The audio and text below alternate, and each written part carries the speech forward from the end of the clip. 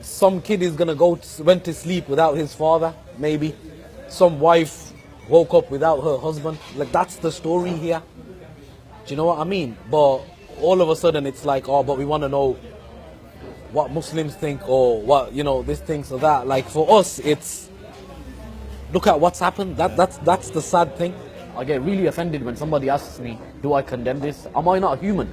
It's insulting. It's insulting for us. It's an insult. When you ask, of course. Do you know what I mean? It should be second nature for anyone, whether you follow a religion or not. Somebody innocent lost their life.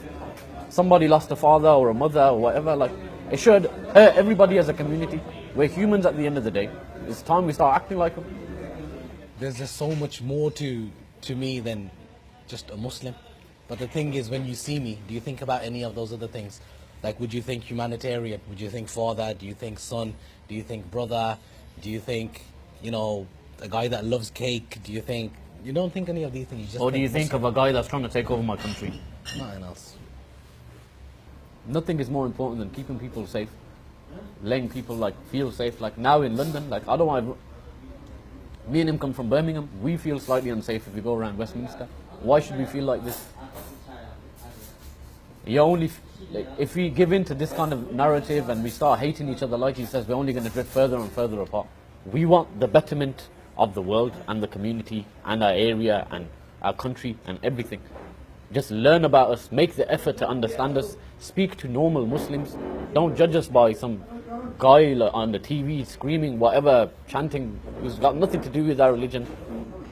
That's all we want. We just want a fair chance.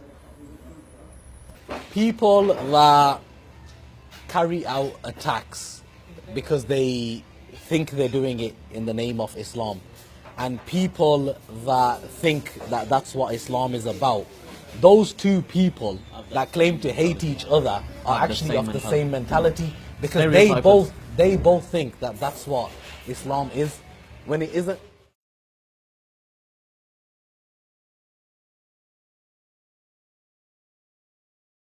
But terrorism, 9/11 for instance, according to classical Islamic law, is classified as hiraba, which carries the death penalty. Well, jihad is not the same as a militant perspective. Jihad just means the use of proportional force, which exists in most cultures, just war doctrine.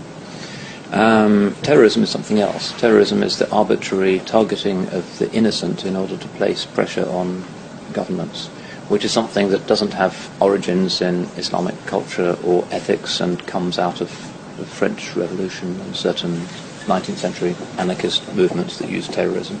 Its adoption in the Muslim world is very recent and is an expression of westernization.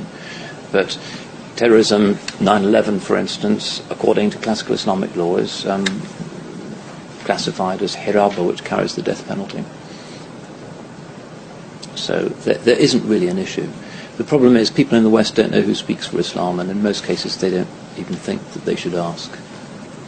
Islam has leaders and muftis and Islamic universities that issue declarations on these things, but everybody's very vague about what Muslims actually think. So they know about Abu Qatada or whoever, but they don't know what the Mufti of Egypt is saying about anything. It's pretty hopeless, really. But then Muslims can also misunderstand what's going on in the Christian world. I met somebody in Mali 4 years ago who was a bit out of touch, no broadband connection in Timbuktu. So he told me the leader of the Catholic Church is the Pope and the leader of Protestant Christianity is George Bush. That was his perception of the world and religion and violence and who leads the other religion. But really, it is the case that you can read the Times from cover to cover for a whole year and not be able to name a single Muslim leader. It's just not on the screens of the chattering classes in the West that they should tell people what Muslim leaders actually think about these issues. It's just not done.